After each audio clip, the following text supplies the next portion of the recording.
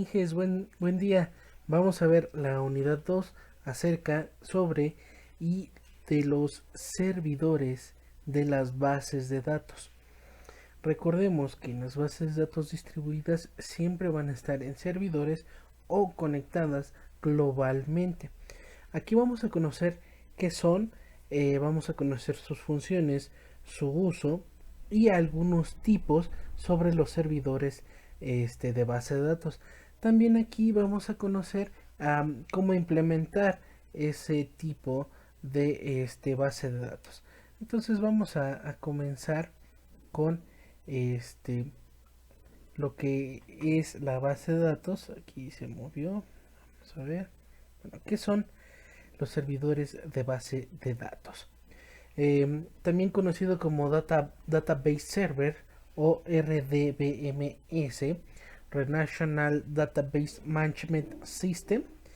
Eh, Estos son datos relacionales con la función de tener en cuenta eh, la parte distribuida de los datos que permiten a una organización, pues nos permiten, perdón, la organización de la información mediante el uso de tablas, índices, llaves, registros, ¿sí? Y a nivel hardware, o sea, a nivel físico, tenemos un servidor de datos, o sea, un equipo de cómputo, ¿sí? Vemos ahí la computadora funcionando en el cual se está eh, transfiriendo datos, generando este archivos. ¿Cuáles son sus funciones? La función fundamental de un servidor de base de datos es que provee información, ¿sí? Nos provee esa información que nosotros necesitamos, ¿sí? Parte de la función principal, que solo es proveer, también nos da un acceso a eh, distintos tipos de se podría decir distintos tipos de programas, distintos tipos de acercamiento, de funciones, en el cual nosotros necesitamos este, conocer, necesitamos tener como esa información para poder resolver algún problema, ¿no? También tenemos el uso de un cliente de base de datos. La información se guarda en diferentes bases de datos. Privilegios de administrador es muy importante. Aquí si Inges, los privilegios de administrador deben de ir jerárquicamente dependiendo al tipo de organización o institución para la que estamos trabajando o en la que estemos administrando la base de datos. ¿Sí? ¿Cuáles son sus usos de las bases de datos? Es la administración de registro de personas, administración de documentos, administración contable e impositiva, indexación de sitios web, servir contenido dinámico, ¿sí? Y tenemos estos tipos de servidores, eh, los más este, básicos, los más comunes, que son para generar base de datos, para crear, configurar las bases de datos. El primero es el que todos utilizamos o hemos utilizado, MySQL Server, ¿sí? Es un servidor de base de datos de tipo relacional y está considerado por muchos como la base de datos más popular, ¿sí? Nos vamos con la siguiente, que es Postgre SQL Server. Ahí lo van a ver, es como un elefantito. Este Postgre se caracteriza por ofrecer una gran estabilidad y funcionamiento en la base de datos, en la parte de robustez, en la parte de velocidad de la creación, de la configuración de nuestras bases de datos, de nuestros índices, de nuestras tablas. Entonces, Postgre también es muy bueno. ¿Sí? a Microsoft SQL, tampoco se debe de quedar atrás.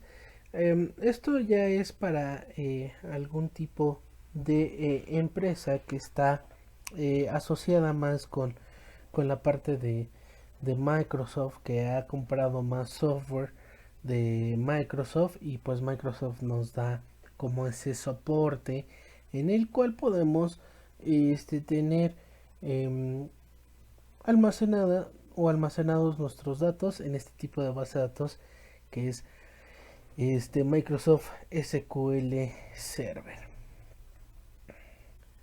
Vamos con el siguiente tipo, que es MongoDB Server. También este es muy conocido por algunos programadores, por algunos este, administradores de base de datos, en el cual MongoDB funciona con ser multiplataforma. ¿Qué quiere decir eso? Que acepta cualquier tipo de sistema operativo o cualquier tipo de dispositivo que se maneja.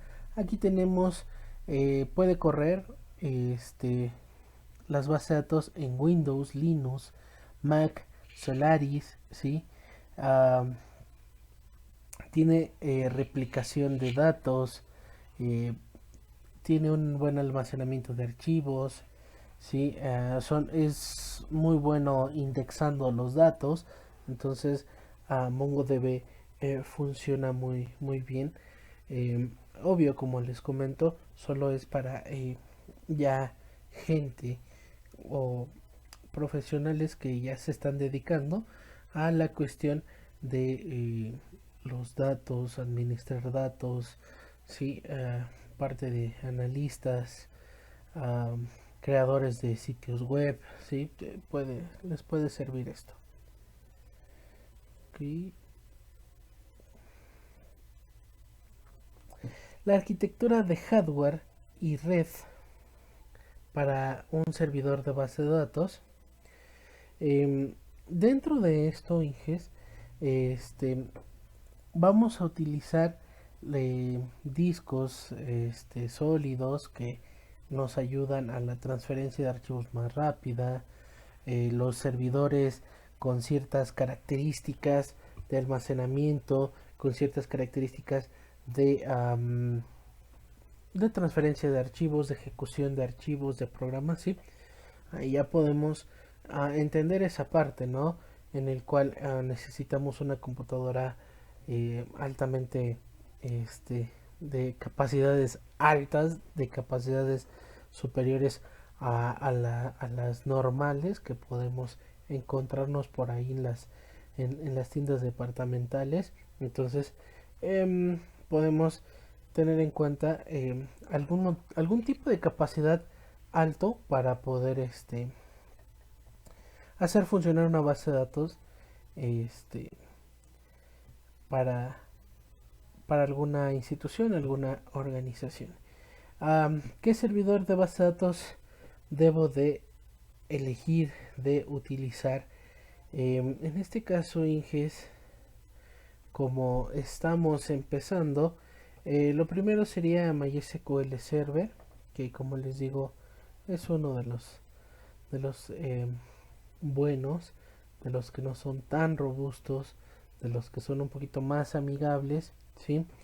Um, MySQL Server tiene motores de sistemas manejadores de base de datos como es MariaDB, PHPMyAdmin, ¿sí? Poco a poco vamos a ir viendo esta parte, Inges, de cómo utilizar MySQL Server. Eh, como les digo, vamos a ver parte de nuestra arquitectura de nuestra computadora, de la que tenemos nosotros, si puede ejecutar MySQL, ¿sí? Entonces vamos a hacer algunas prácticas por ahí para saber si podemos crear o configurar una base de datos en esta cuestión. Entonces, Inges, esta es la unidad número 2. Vamos a ver unas prácticas para poder hacer bueno, para poder configurar MySQL Server.